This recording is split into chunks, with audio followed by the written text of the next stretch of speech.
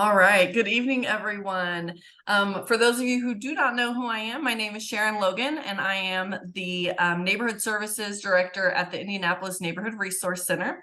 We're really excited to offer our virtual series to all of the neighbors. This is a free info session that we offer once a month, kind of during the spring and summer seasons, typically. It kind of just depends on how many info sessions that we get requested and kind of what the neighbors are looking for. So we have, this is our August info session, and then we have one more scheduled for next month as well. So keep an eye out for that. That one will be with cleaners. But tonight we're really excited to be partnering with the ICCR, the Indy Center for Conflict Resolution. And so we are excited to talk about the programs that they offer, which is really focused around community mediation services, conflict resolution, and coaching.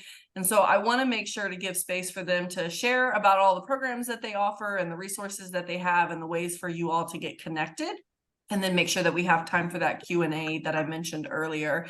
So I will hand it over to, I know we have Vanessa and Mark and Kenwin from ICCR, and so I will hand it over to them. Hi, everybody. I just want to start with introductions. I'll start. My name is Vanessa Romero. I'm the director of the Indy Center for Conflict Resolution, and I've been in leadership since 2022 for this program. Then I'll pass it over to Mark. You're on mute, Mark. I know. I just turned it on. My name is Mark Taxter. I'm the Chief of Conflict Resolution for the center. I've been working in the field of community mediation and conflict resolution for about 35 years. I'm just happy that we have the center in Indianapolis up and running. It's been a dream and it's coming true. So yay. And I'm Kenwin Butler. I am the program coordinator with the Indy Center for Conflict Resolution. I have been with the team since April, so I know I met a few of you guys beforehand about that just joined, the new that just joined their team. So yeah, it is what Mark said, it's a dream come true. I mean, truly, it is such a great mission, and I'm excited to share all this with you guys. So I'm going to start. We have a presentation for you, so I'm going to share my screen, and we're just going to share a little bit about who we are. So just bear with me 1 second.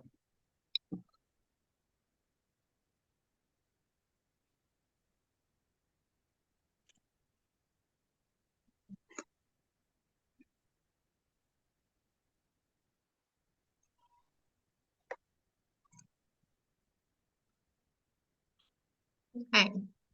So first, I want to just introduce who we are under. We are actually a program under the Indy Public Safety Foundation. The Indy Public Safety Foundation aims to enhance public safety and quality of life in Indianapolis. They support over 3,200 men and women who serve our city as police officers, firefighters, EMT, paramedics, and also civilian employees. So I'll just give you a little bit of a history lesson, okay? Prior to 2021, Indy PSF kind of served as a resource to support our first responders in the financial aspect, providing supplies and also fundraising to just kind of help those initiatives going. In 2021, the foundation took on programs that serve to provide and support with initiatives to enhance public safety and a community engagement aspect. So today, there's 4 programs that are actually under the Indy Public Safety Foundation. There's the Indy Peace Fellowship. They partner with Office of Public Health and Safety. That program aims to work with victims of gun violence and perpetrators of gun violence and brings them in a fellowship program to provide wraparound services, education, and mentorship for those individuals to help kind of, curb gun violence in our city. Indy Champions is another program under Indy PSF. They work with domestic violence victims and provide barrier busters and advocacy for their survivors. Indy PAL, so is the Police Athletics League. They work with children to provide sports activities, so basketball, football, baseball, dance, cheer, anything you can think of.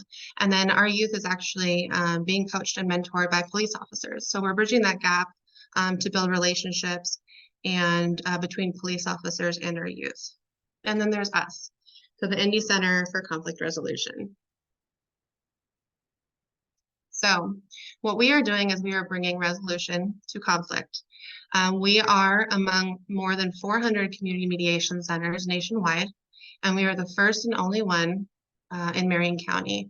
Additionally, we are one of 3 in Indiana in total. So if you can imagine what kind of challenge that kind of brings for us as we're introducing such a new program, initiative, and resource to Indianapolis, is because it hasn't existed and there hasn't really been, it's not familiar with members of our community. We are part of a public-private collaborative effort to reduce violence in our city, and we are doing that by developing training, resources, and also services. I'll let Mark talk about our services, and he can just kind of take over. I remembered to unmute my microphone, so that's a good start. All right, so you guys are involved in neighborhood and resource work. So one of the ways that I think that this part of this, what I'm going to be talking about now, would kind of give you guys some idea of how things fit in terms of the big scheme of things, and then we can get a little bit more detailed. So our service is the community mediation, which is kind of the basic backbone of a conflict resolution center in most cases. And that's something that we have developed a unique process for. I'm going to talk about that a little bit more later. But what I wanted to do is I wanted to give you the big 3. So we have community mediation, which we'll talk about, conflict coaching, and that's something that we're going to again, I'm going to go into these 2 in more detail. But the third one, which is the training and education piece, is one of in my book, it's one of the most important aspects of the work that the center does. And that's because, like I said, I started doing this work in Indianapolis with the Marion County Prosecutor's Office when Scott Newman was the prosecutor, and that was over 25 years ago. And doing conflict resolution, community mediation in Marion County has been a challenge. And the reason why it's been a challenge is because there isn't a understanding about community mediation. When people talk about when they talk about mediation, what people understand, and it would be more select in the legal community and the courts, as they talk about the kind of court referred stuff. The kind of mediation that we do, this education on community mediation, is something that as a center we have to put in the forefront of what we do because people don't know about it. So when we look at education, what we're doing is that we're trying to help the folks in Indianapolis understand a little bit about what this is. So that happens in a variety of ways. Obviously, we have different platforms that we get ahead on, but things that we do as far as our programming, okay, and how we educate people. So we have our annual volunteer training, which is something that is a good way to spread the word. You also have the different types of training that we do. We have conflict resolution training 101. That's basics, and we've done that enough times now so that the topics that we present to people focus not only on understanding conflict resolution, but understanding how they individually deal with conflict. In order to help people work on resolving conflict, you have to understand how you as an individual deal with conflict. And that's one of the things that we do when we when we do this conflict 101. So that's an important one. We also have a more advanced conflict resolution training, like conflict resolution 201, which basically will take the other step and go further into how to resolve conflict and using the various techniques and skills with more detail. One of the things that I can tell you is an important aspect of that skill building is when we talk a little bit about conflict coaching. And the other thing is, as a service, and this is something that we've just started to do now, is we're doing a youth program for Warren Township schools, and we're doing this mediation in hopes of reducing the expulsion part of the process. So that's an important aspect of it as well. And lastly, the other area of development that we've talked about doing when the time is right is restorative justice or restorative practices, which is something that at the prosecutor's office, I did a couple of programs for them in that, and it's more group oriented. So you could have community groups, you can have various kinds of group that need to have an opportunity to talk about how conflict and how the incident or incidents affects the community. And that's something that I think is needed in Indianapolis. So let's talk a little bit about community mediation. What we like to say is that community mediation is basically a conversation. And in that conversation, there is a neutral third party who is a trained mediator. And that trained mediator isn't a judge or a lawyer. They're not going to tell people what to do. But what they are going to do is that they're going to help the individuals work through a communication and problem solving model. How does that help? Well, if you think about yourself being in an argument, one of the things that happens a lot of times is that you're not, or I'm not, or most of us aren't thinking about how I can get the other person to, how can I can empathize with the other person. You're really basically trying to think about how you can win the argument, because basically that's what it is. You got to win it. Well, that's not what happens when a mediator helps people in conflict. The mediator is non-judgmental. They don't have a horse in the race. They're trying to help people work through a process. And when you train volunteers in the community, one of the things that happens is that these community volunteers that become mediators can help their fellow neighbors and community members actually work through this communication process that gives this ownership back to them.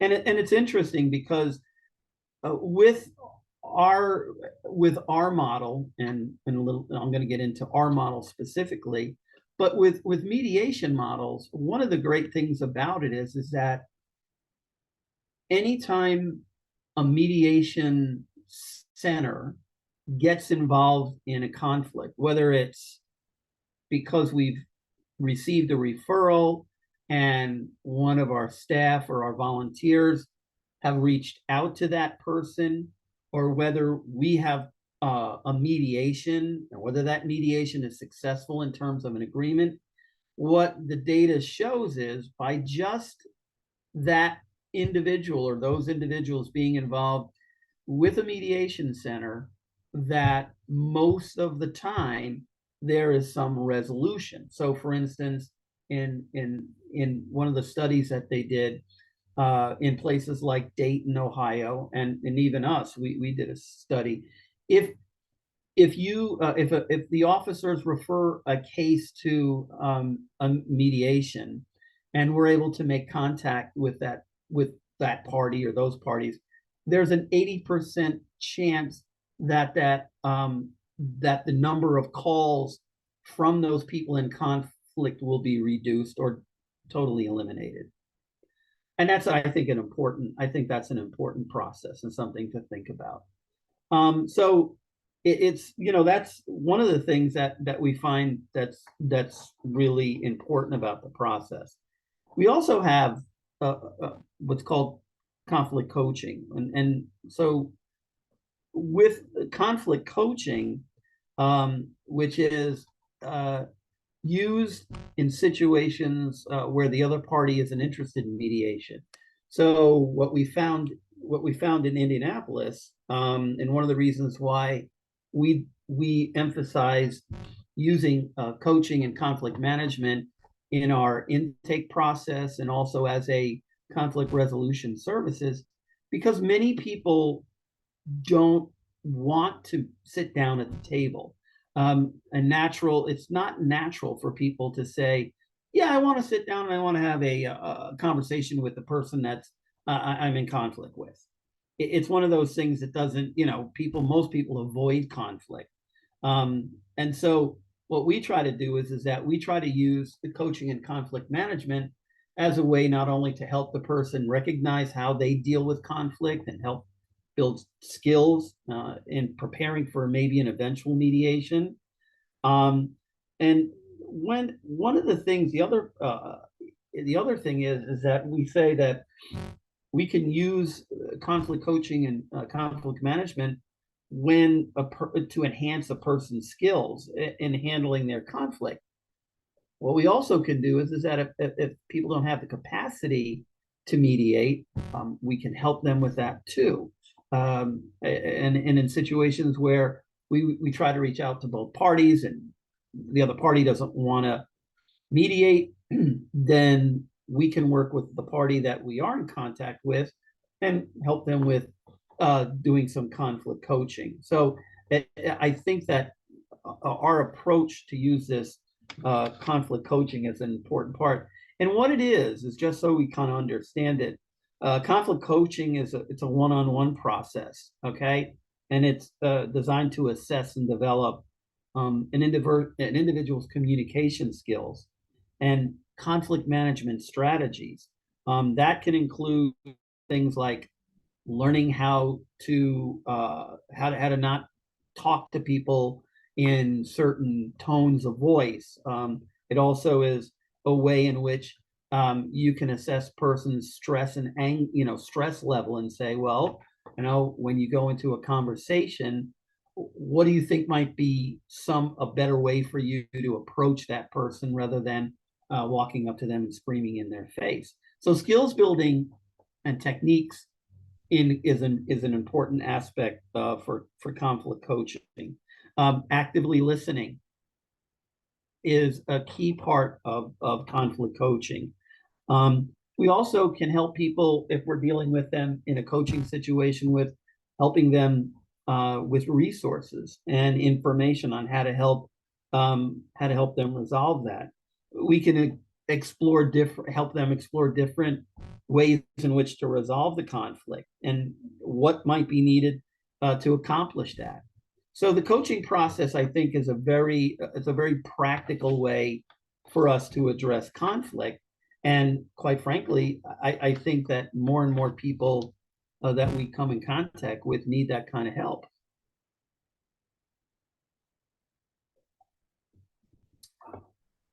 I know you kind of covered training a little bit, but just kind of remind them the two areas where we kind of focus on the training and education piece. So educating the public on what we can provide as a resource is, that's like Vanessa said, that's, one of the two main areas. And we are a resource. If you think about situations in which people are calling other agencies or going into other agencies' office and they are like, yeah, that's not, this problem you're having with your neighbor isn't something that we can handle. So what do? Well, one of the things that you can do is we can train and educate other agencies that the ICCR has these services available. The formal training and workshops that I mentioned earlier is something that we've focused on quite a bit, because what we want to do is we want to get city and county agencies to understand that were out there. It's interesting when you talk to people in some of these other agencies, they'll tell you, gee, I didn't know you guys were out there. If I knew that, then I would have sent them your way. So I think for me, in my position, the training and education piece is not only my what I enjoy to do most, but I think it's a critical aspect for what we do. Take it away, Kenwin. Okay, so I know you guys are probably wondering, like, okay, like this, I kind of understand what community mediation is in the training part, but these are just different types of referrals that we receive, and these are just examples. So I'm going to go through them. Some might ring a bell to you guys, but so we get these from a variety of different people. We get them from, this first one's from the Citizens Police Complaint Office. We get them from IMPD, Marion County Health Department, citizens. We recently started getting a little bit more from the MNAs, and then also from 211. So like, let's just say this first one that we had, this one's from the Citizens Police Complaint Office. So Mr. Henderson, he's been having a dispute with his neighbor who was racially bullying him. He was told by IMPD that there was nothing that they could do unless it became criminal. So Mr. Henderson expressed a desire to find a resolution to this conflict. After I spoke to him, I found out a little bit more from him, like, just that his neighbor was parking in his alleyway. And then every time they had communication with one another, they started yelling racial slurs back and forth to one another. So it just kept escalating. And so to the point where they really couldn't have a peaceful conversation with one another. And so they needed to have a facilitator kind of guide the conversation. So, and then this other one that we got, he was another neighbor situation where he was having a dispute with his neighbor about, his neighbor wanted to put a flower bed on top of the citizens' water access point.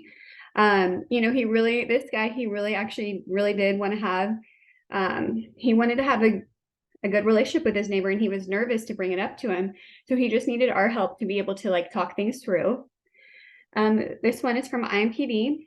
And I don't know if you guys have heard this, but people, security cameras, it's a big issue for people, especially because they think that it's pointing at their house. And so for instance, this one, they thought that the camera was pointing in their backyard. And so they, I think they sprayed the security camera. And then, the other party had the footage about it. And so, it was just these back and forth things that they were having with one another. And then this other one that we have is actually from one of our fellows that works for the Indy Peace Fellowship. And then he had a fellow that he confided in him that him and his family were having a family disagreement, and he was just hoping that he could have a little bit of assistance and able to talk to his mom. And so, in this situation, he was 18 and he was, living at home with his family, and he was just very, he just needed a little bit of guidance and like an extra party to just kind of be like, I need to be able to say these things that I'm feeling. So yeah, we were able to help there. And then another neighbor issue is that they were having trouble with his neighbors and the property lines with his fence. A lot of people, unfortunately, they just people are nervous to go to another person. They're nervous to go to their front door and talk to them. And so especially like in today's age, so it's just nice being able to have a third party be able to facilitate these conversations, and especially with something like that can be just as simple as like, they're building a fence or, whatever it may be. Yeah, it just, things can just escalate, especially if there's a disagreement involved. So it's just nice. These are just different examples that we get every day. Okay. So these are just where conflict resolution fits. So if you're thinking about this, like, oh, well, some of those referrals, like, what are those? Well, we have if any of these things that you come across, we've had a lot of landlord-tenant issues. Let's say that the landlord, there's a tenant and then there's a landlord situation where maybe the landlord, they're not they're not completing any maintenance calls. You know, they might have a little bit of something, you know, they're not completing it, like, you know, they just need a little bit of help in calling the landlord. Police and community relations. This is also kind of what I was talking about earlier about whenever we got a referral, and, you know, the police said that, you know, unfortunately we can't do anything unless something criminal happens. Family conflicts, that's the other referral I was saying, you know, especially if there's like something between, you know, someone, they're living in the same house, but they just need, you know, a little bit of help and guidance on how to talk to one another. Employer and employees, you know, we had a situation where, you know, someone was taken off the schedule, and she was just wondering why it even happened, what was going on. Consumer and business, for example, this would be, let's say you like hire a contractor and they don't actually follow through with the services provided, or it's not, you know, up to the standard that they said they were going to do. Nuisances in the community. So this is like noise complaint, you know, parking issues, anything like that. The neighbor disputes. This is, again, yeah, something like a noise complaint. This is what we probably see quite often. And then the interpersonal, this would be like a monetary dispute, or, you know, let's say, you know, someone borrowed something from somebody and they didn't give it back in the same, you know, shape that it was in prior to them using it. So yeah, these are different areas that where conflict resolution fits. Okay. And then, so these are where we can actually not provide mediation. And in this case, if we cannot provide, we always try our best to refer it to someone that can. So for example, domestic violence disputes, you know, that's not something that we would do. But we have, like, we would just refer it internally to Indy champions, that's who Vanessa was talking about earlier. So, and there, we just had an example a couple weeks ago where it wasn't so much a domestic violence, but it was like an interpersonal violence. And so the one that we got, that we had, and so unfortunately, like if there's violence involved, we can't mediate it, but we were able to refer to them, and then she was able to get the services provided for them. Bullying or abuse is present. We really don't want to, you know, especially if one party, if they're, you know, truly bullying the other person, and they're, you know, we know that there's emotional or mental or physical abuse going on. Cases where mental health is a factor. If a person just isn't in the right state of mind, and they're not able to have a conversation, we wouldn't be able to mediate this. If there's a custody or divorce battle going on, custody battle, divorce, that's another one where we would just refer out. And so, you know, we had one recently where I think Mark had the case, and he was able to refer it to the Neighborhood Christian Legal Clinic, and then also to the Indy Bar Association. And then a dispute where charges have been filed. You know, this is like, let's say that someone already filed a restraining order. It would just go against the law for them to be able to speak to the other party. So we wouldn't even be able to work that case. And in cases that meet criteria but do not have contact information for both parties, where, you know, some of the things that we run into, we've received calls from people saying, like, I have a neighbor down the street that has been, I don't know, bullying me, or, you know, leaving trash in my yard, whatever the case may be, but they don't know the name, and they don't know their address or anything. It's really hard for us to be able to track down a person that they don't know that we don't know who the other person is. And so, you know, sometimes, you know, we have gotten to be really good detectives, but it is still a struggle. So, and we'll go in through this a little bit later about referrals, but it is so hard for us to be able to, I mean, we can't mediate a case if we don't have all the correct criteria. All right, so Mark has a few bullet points here that he'll explain to you just what the benefits of conflict resolution are for anybody that's tuning in. Well, so one of the things that I did want to kind of give you guys a little bit of information on as far as the benefits of mediation is that these are, I think, helpful when you kind of look at how mediation can be used. So it's free and it's quick. And that by that we mean it takes very little time for us to set up a mediation. So that's a real benefit because court cases can take a while. It's free, so we don't charge the public to provide mediation services, and it's confidential. The great thing about mediation is what gets said in a mediation is confidential. It's protected by ADR, alternative dispute resolution rules that are adopted by the center. So we have that confidentiality. We can't be called to testify as mediators. There are no notes that can be used for litigation, in a litigation. Obviously, it does help avoid litigation. That's one of the good things about mediation as a general rule. It's interesting because in the umbrella that we fall under, which is alternative dispute resolution, back in the early 80s, one of the things that the ADR processes were set up for is to do just that. It was to avoid formal litigation. And the idea of it fostering cooperation. Many times when people mediate, because it's not a formal court process, and we only have to deal with one thing here, whether you're going to pay the money back that the person alleges that you owe. But in a mediation, we can address underlying reasons that got you to this point anyways. I have other stuff if you want, Vanessa.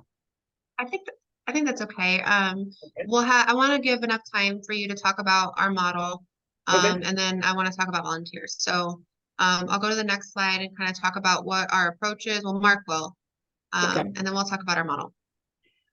All right.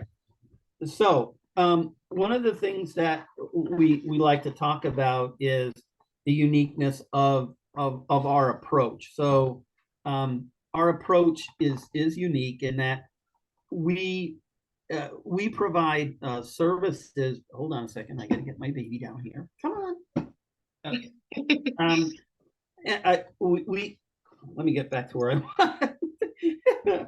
In order to provide the services that we do for our city, there's a process, an approach that we take, and that approach is unique. It's personality. It's a personality-driven approach, and that personality-driven approach is something that is different in our method, our process, than in other mediation models, and that means that we're taking our volunteer mediators and we're using their skills, their personalities, their life experience in order to mediate. We do have a process. We do have a very simple model that we tell them about. But if you look at what you see on your screen, this might help give you some context. So in the round circle that has the Indy Center for Conflict Resolution model, from that you see 4 different bubbles that come off of it. The transformative, which is a very personal. It's driven by a need to talk about feelings. Okay, a facilitative model, which is the other one, is a lot of what the older mediation centers, and quite frankly, there's still a lot of them that use that. And the facilitative approach has a process where when you train mediators, there's steps in that process that usually need to be followed in some order, and there's, you know, and there's much more specific ways of doing that. The evaluative process is a process that's used more for court referred mediation. And why that's important is because when you get into the court mediations, what happens is that it is a mediation process, but it's much more formal. You have people usually in separate rooms, and the attorneys go back and forth and talk to each other. That's a very far departure from what community mediation does in general, and our model. And our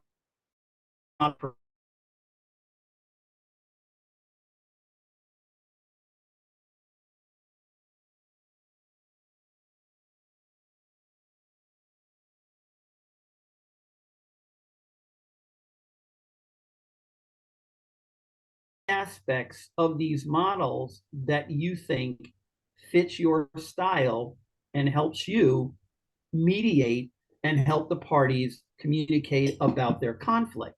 So the flexibility for the ICCR model and a personality-driven approach is you're not stuck with one specific model. In Dayton, for instance, the Dayton Mediation Center, they use a transformative model, period. And that's what they train their mediators on, and that's how they use it. So what we're saying is yeah, if you want to take a little bit from the transformative model, or if you want to take some from a facilitator or evaluative process to fit into the personality-driven approach, we're fine with that. I'm going to go ahead and I'm going to talk about just kind of how you can get involved in case there's anybody that's tuning in tonight that's curious on how to be a part of what we're trying to bring to the community. We're a very small team, okay? So we're serving the entire Marion County. We're partnering with as many agencies that we can. And so in order for us to provide all of these services and, you know, address all of these issues that are going on in our neighborhoods, we need help. Okay, so we do that through our volunteers. I think one of the favorite things about our program is working with volunteers. So we've actually had 2 classes now. Our first class was in 2022, and we had our first set of volunteers, and I think it was about 12 people. We have about half of that are still serving with us, and they have committed to another year now. And then we did our spring training this year. And so typically we were doing just one a year, but since business has kind of picked up and interest has picked up, we've decided to do 2 annual trainings a year now. So when we call about that call to action piece on how you can actually get involved and help kind of serve your community that you're in, we've created roles to be more than just a mediator, because it takes more to run a mediation center than just mediating. So we have 4 categories. I'll talk a little bit about our intake coordinator, people that are just kind of interested in maybe coming in and helping with phone calls. This is probably one of our most important roles besides mediating.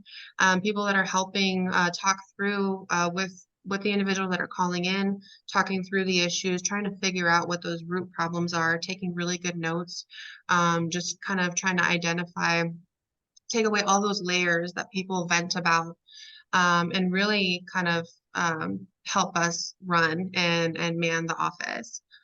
The next role would be our mediators, our conflict coachers, whatever you want to do. And that's providing the direct services. So when you go through our formal training, we teach you how to mediate, we teach you how to conflict coach, and we have you come in and we have you do those services when the time comes up for that. So you will be actually in our office and you will be mediating. And then we have our neighborhood ambassadors. We have people that are out in our communities, the same training and education that we talked about earlier, that education piece, that messaging, people that are living, working, going to school in our communities that believe in what we're trying to do and actually helping to spread that messaging where they live and work is really helpful for us because we need that credibility. So just sharing that, going to neighborhood association meetings when they can, community events that we're attending, again, we're only 3 people. So we have people that are kind of helping us man those events. And then we also have a role called an advisory group member. Those individuals, so we have about 8 people right now. They have very different roles in their professional lives, very different experiences. People that manage, that work for the prosecutor's office, people that have their own nonprofits, people that are in law enforcement, people that are attorneys, and they all sit at this table and, we kind of talk about our development in our programming, talk about our ideas, our challenges, and we kind of put our heads together to figure out how we can continue to grow.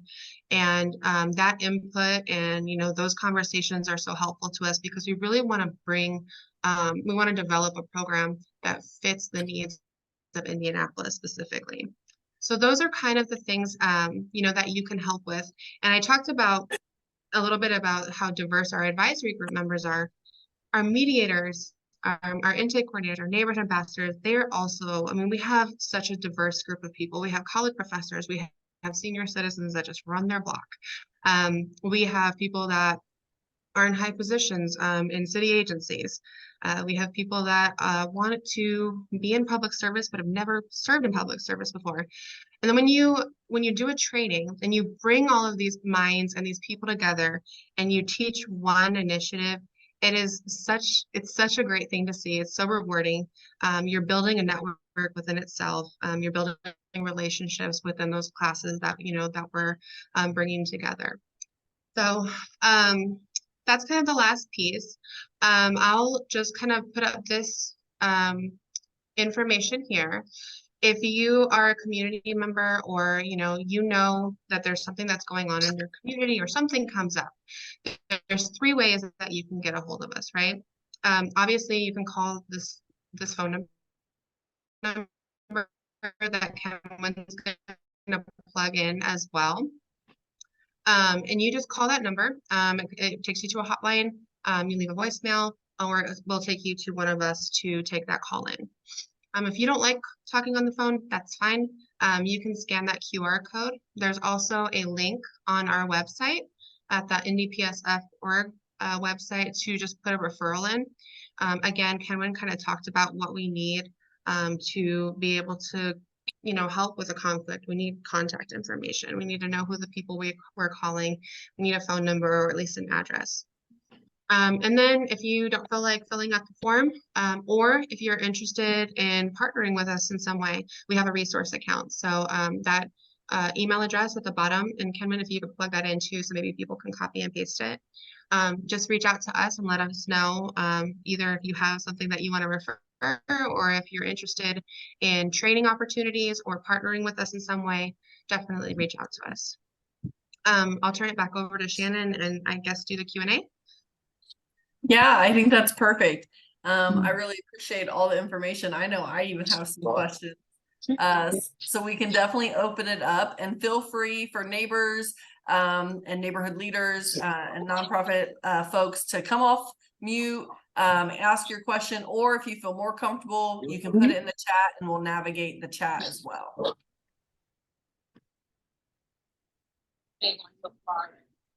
It's good. Enjoy that sunshine out there? Yeah.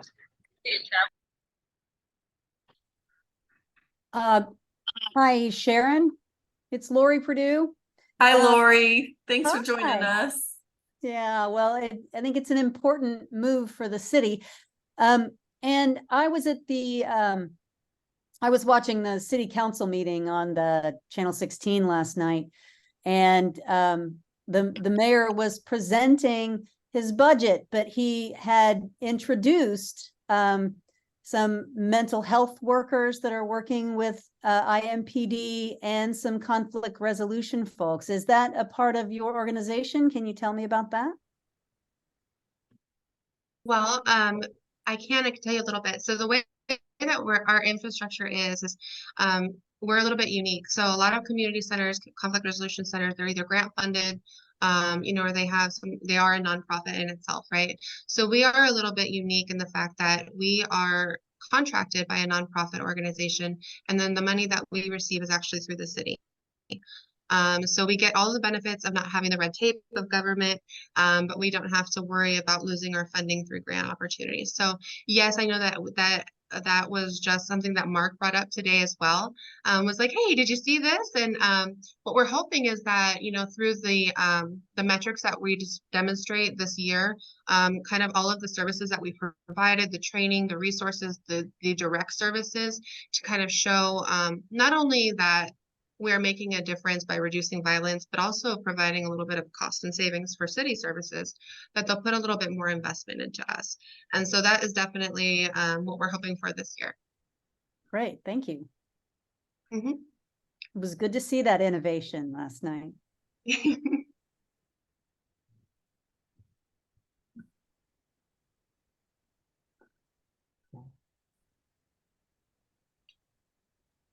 Vanessa, it looks like you might be reading the one in the chat.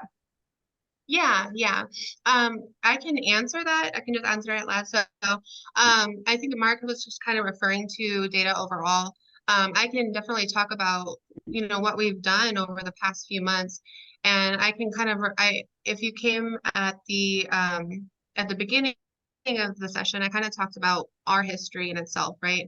We're a very brand new program. You know, we've been actually just really trying to get the information out there, trying to get people convinced that this is something that they should, you know, try. That's been a challenge, especially even trying to do this as we went through COVID. So even if we go a little bit further back, we started out with the prosecutor's office before we started with the NDPSF. So that was through COVID. So getting people to physically sit down at the table was kind of impossible. But business, like I said, has picked up. So all of the efforts that we've tried to do this year and, you know, the end of last year, you know, we started out getting one mediation a month, or, you know, 5 referrals a month, which isn't a lot. It actually is. It's a good amount of work because there's a lot of case management involved. There's a lot of follow-up. There's a lot of coaching. There's a lot of services that we're providing on the backstage. But getting people to this table can be quite a bit of a challenge. Kind of just an idea of what we're looking at now. Over the past few months, we've increased, you know, 1 mediation to about 4 or 5 mediations a month. We're getting, instead of 5 referrals, we're getting about 15 to 20. Last month, I think we got 23 referrals. So it's really just kind of what we're doing here in Indy to figure out what we've done through the entire year, and we haven't got there yet. One Does of that the answer your things that I question? can tell you guys, Vanessa, I think Lori might find this interesting, but one of the things that we did a cost benefit study years ago, and we found that if cases are referred to community mediation, it costs about $68 a case. If a case goes through the traditional criminal justice system, it'll cost over $3,700. And so one of the things that when you look at, you know, budgets for the city and stuff like that, it's always kind of made me laugh a little bit. It's like, if you guys spent more time promoting community mediation, you could save millions of dollars by just referring them to a community mediation. So just one of those little things that you might want to ponder, you know? I think one of the parts of Debbie's question was also, where is the mediation held? Is it in an office? Is it Yes. out in the community? Sure. Traditionally, we try to provide a space for people to come. Our office is actually located close to downtown. We're on Washington Street. And so when we do our mediations, they're typically there. Sometimes people can't get there. Sometimes there needs to be an accommodation. So for example, we did a mediation a few weeks ago at the library. We reserved a conference room and we did a mediation there. I'll also talk a little bit about we are not traditional, so we are a little bit unorthodox. Sometimes we go to people's houses and we'll do a street mediation. It hasn't been quite often, but when the need comes up, we'll do it where it needs. So it's really just the needs of the person. But yes, typically we have our office, which, you know, holds a conference room where people sit down at a table, and it's kind of that not formal, but special space. So Hi there, my name's Liz Sheldon. I'm from the John Bonner Center. Uh, my first thought is that people might be afraid of retaliation. How do you guys like talk about that and help them know that like what's the next step after? A lot of the yeah, a lot of those hesitations come out in our conversations, and so that's when I kind of talked about important roles of our volunteers. Intake coordinator is, you know, taking the calls and try to not, you know, not necessarily sell our service, but really try to like when it's appropriate, let people know that this is something that would be beneficial to them. And one of those fears is, you know, retaliation. A lot of the times though, you know, they know who they are. They've been dealing with this. And I'll talk about this too. A lot of the people that we're getting calls from have been in conflict for 3, 4, 5, 6 years, and they've been at it, and they have tried, and they have called code enforcement, and they've called the health department, they've called animal control, or they've called the police. They've done everything in their power, and nothing has worked. So at what point can we try to just have a conversation and see where that would take us? And if you think about it, I mean, and you kind of go back to the fact that, you know, when you are in a dispute with your neighbor, you know, you guys are going to be living next to each other when you go home at the end of the day, whether you come home from the mediation or whether you call the police. So this is kind of that route where you're trying to take that peaceful, you know, peaceful route and try to handle it in a neutral way and not kind of retaliate or cause any more harm. You're really just trying to resolve it, and they both kind of walk away with something.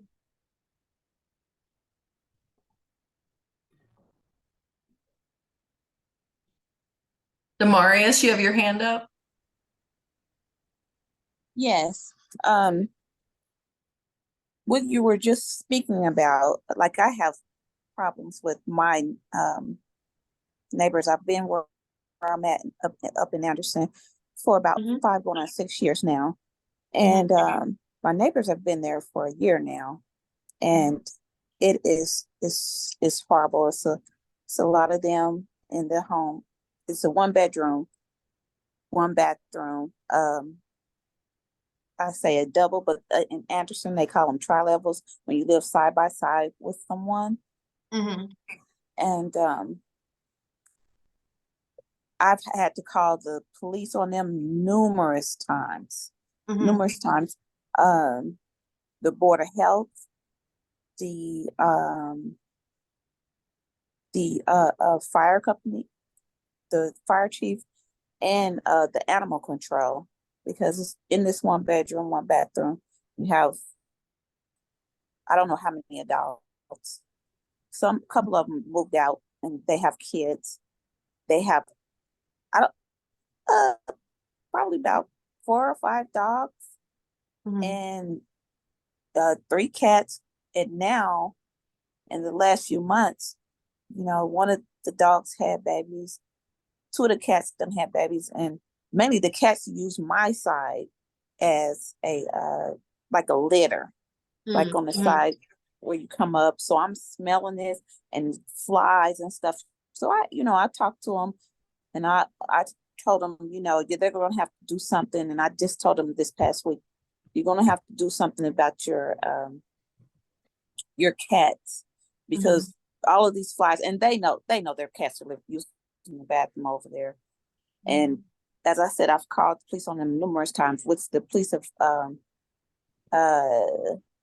told me to start filming and taking pictures so that they could see, which last time they've done something, which was, well, that I've called the police on them, which was Thanksgiving.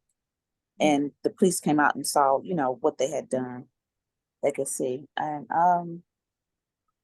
I am wondering how to deal with that, because I thought I was going to be able to move and possibly buy a house. However, with the surgery I had, it went wrong, and it has caused me not to be able to work. And however, I do have a foundation, so I'm able to manage my foundation and do my foundation where I don't have to work like I worked in my other job. So of course, my foundation, I'm not paying myself or anything. So Yeah. I don't have the funds that I had during the last year and coming this year. Well, really, they started falling off this year, of course, because my surgery was back in December. So I'm at the point where, you know, I don't even ask them anything. I just let them know. I just tell them, you know, get your dog stuff up, poop up when your dog, when I see their dog is using the bathroom on my side. Yeah. The week before I've had to ask them to, I didn't even ask them, I had to tell them just, you know, move your pots, your plant pots back over on your side, because they were moving them over little, I could see little by little over on my side. So I had to tell them to move all their stuff, their cups and stuff, move it over on their side. Yeah, I think that So this is a really good example of what people are going through on a daily basis, especially as, you know, just living in your neighborhood, and, you know, you're living next to something that's yeah, really causing you a lot of stress, and you kind of feel like yeah, you've exhausted all your options and you don't really know where else to turn. I'd like to, if you can take note, or I can maybe get your information, we can maybe talk offline, and we can just kind of navigate, maybe, you know, kind of spend some more time talking about it, and really kind of work with you to see what we can do to help. okay. That is fine. I mean, you know, Okay. of course I work with the landlord works with me, but he's in Ohio, so Yeah. he does his best, but it's just ridiculous.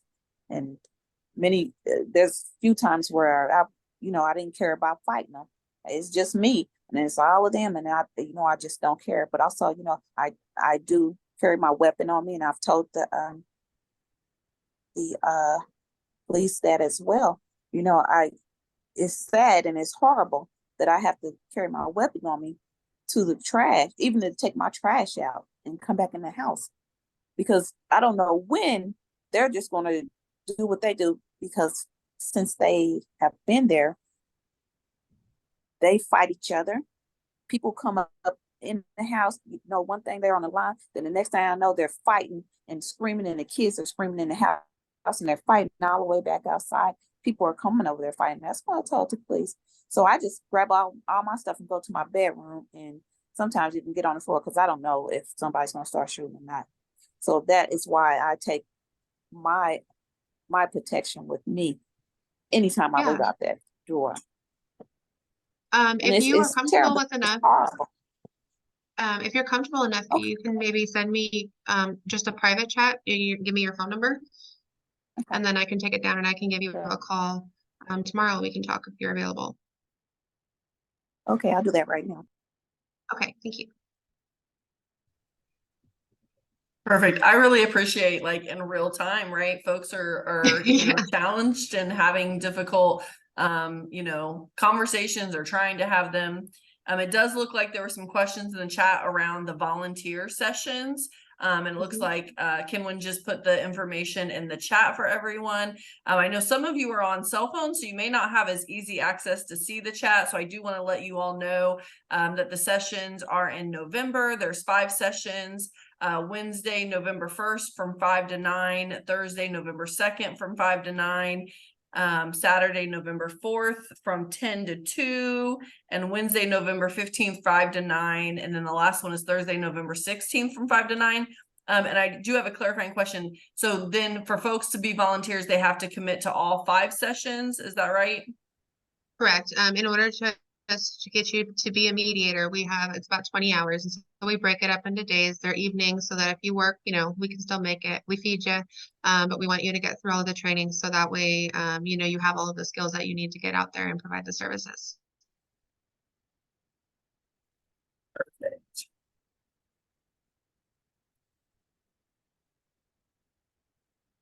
All right, I did also have a question. It was kind of in line with what Liz was talking about. When you have folks who are maybe hesitant, you know, I know we had 2 neighborhoods just recently. We're going into a difficult conversation, and I had suggested, along with some folks from the city, that they potentially think about contacting ICCR, kind of in the prediction that there could be a conflict because the conversation was going to be a challenging one. And we actually, the neighborhood folks had, or the person that we were communicating with had said, no, like maybe if it gets bad, then we will. And so in that situation, when we're trying to advocate for folks to be proactive, to having the mediation prior to it getting ugly, is there any suggestions on ways that we could maybe make it less intimidating or really encourage folks to take advantage of the resource? It looks like Mark wants to answer that one. Sure.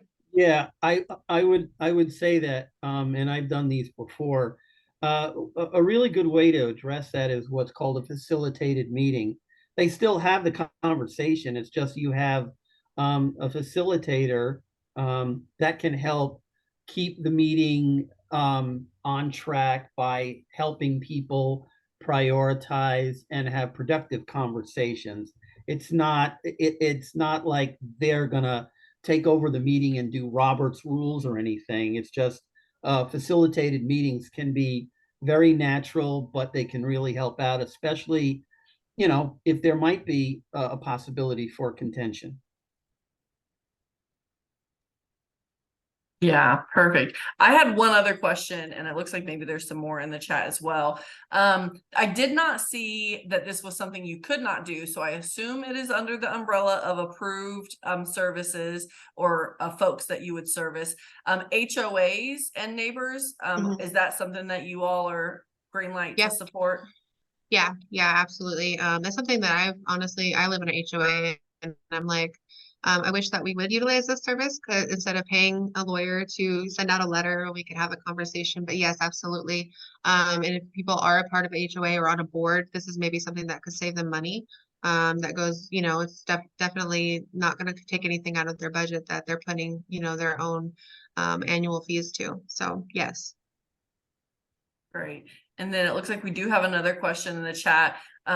Is anyone from ICCR able to go to neighborhood association meetings to discuss the program? Yes, if you would like us to attend a neighborhood association meeting specifically, we're actually working on starting a newsletter.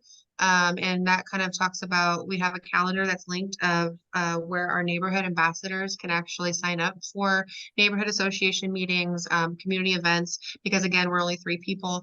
But if you would like us to attend and just, talk about this with your the folks in your neighborhood, just send us an email and let us know what it is and we'll coordinate it. Perfect. I also wanted to add that you all will have access to this recording. And so you can also encourage neighbors who maybe weren't able to attend today to be able to watch the recording as well. And that might be a way to kind of connect folks to it as well. Great. Any other questions? Or did we miss a question that was already in the chat?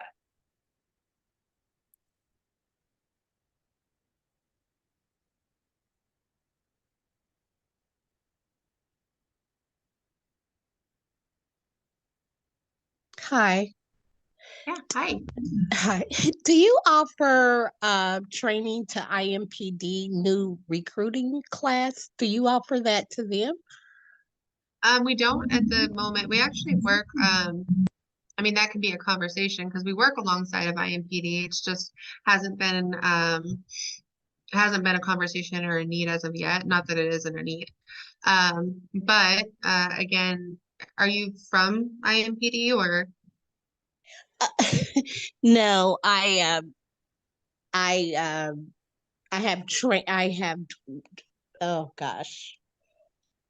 have been a part of their citizens. Oh yeah.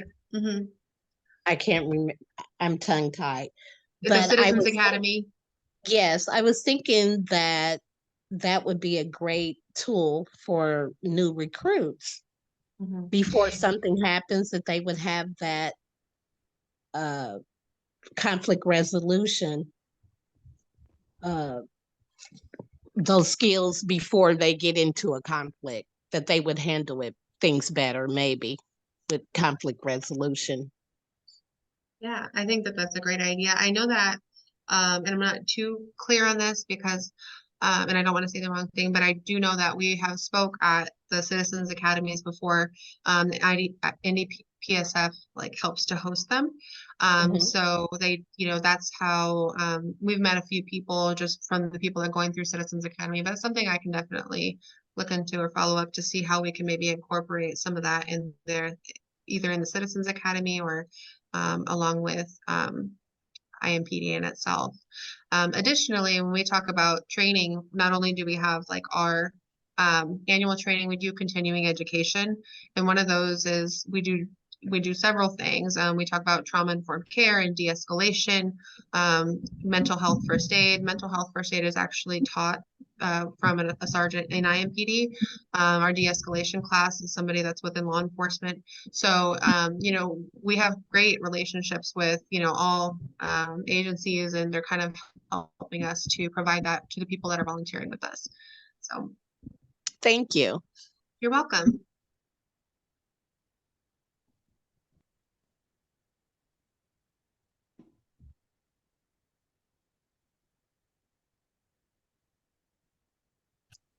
Well, I want to recognize the space and see if anyone else had a question that they were kind of thinking about.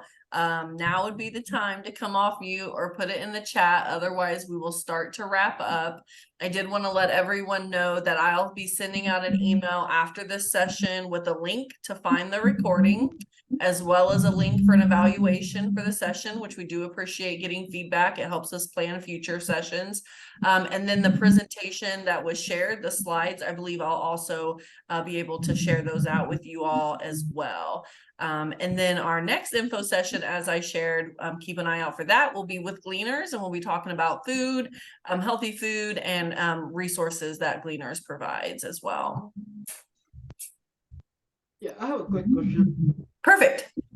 Yeah, so how about the scenario where there is some damage and other party expecting some kind of money? Which is so in that scenario something ICCR can do. Yes, when we talked a little bit about the kind of cases that we hear about where people want some kind of restitution or reimbursement for something. That's definitely something. And the great thing about mediation is it's so fluid, right? Some people want what they want, whatever it is, they need you to just not call the police and please just text me, or have some kind of communication that makes me feel respected, or you caused damage to my property and I'd like you to pay half of that. That's part of a negotiation, and that could all be put on a settlement agreement. Our settlement agreements are completely blank. We write them down or type them down as they say that what they need. And so that means that what that settlement is it's a settlement that they both came up with and both agreed upon. So if it includes money or monetary, then that's what it is. Yeah. And that can be if the other party does not follow that settlement agreement, can they go to the court after that, or? Technically they can, yeah. Traditionally we like to let everybody know this is something that's not legally binding, that's not something that's going to hold you in the court of law, but it is a document, it is a contract. So if they wanted to in the future take that and take court matters in their own hands, this would be that first step. And so that would be something that they would be able to take with them. Okay, yeah. Thank you so much, Mark, Vanessa, and Kenman for a great presentation. Yeah, we'll see you in November.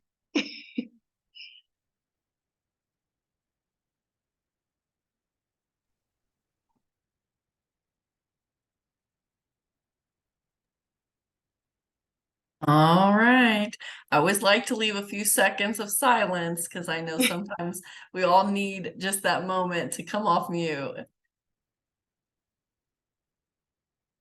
All right. Well, I appreciate everyone from ICCR coming and presenting today. And I appreciate all of you, the wonderful neighbors and leaders of Indianapolis, for all the work that you do to make our city a better community. So thank you all. Have a great evening, and we'll see you next month.